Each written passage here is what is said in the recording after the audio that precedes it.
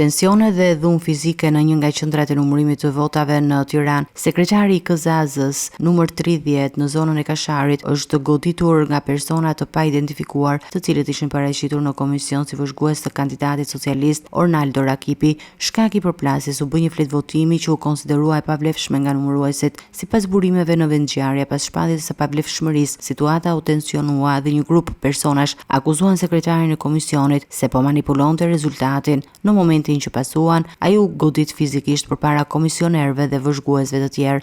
Autorët e dyshuar u larguan menjëherë nga ambientet e KZAZ-s, ndërsa numërimi i votave u ndërprej për disa minuta. Forca të shumta policie mbritën në vendngjarje së bashku me kandidatë opozitës, të cilët e cilësuan ngjarjen si të rëndë dhe theksuan mungesën e reagimit të menjëhershëm nga autoritetet. Në një deklaratë për mediat, përfaqësuesi i Partisë Demokratike në këtë KZAZ u shpreh: "Është e papranueshme që dhuna që ndodh brenda një institucioni zgjedhor dhe autorët të largohen pas një pengesë. Kjo është provë kapjes së procesit nga kandidatët e mazhorancës."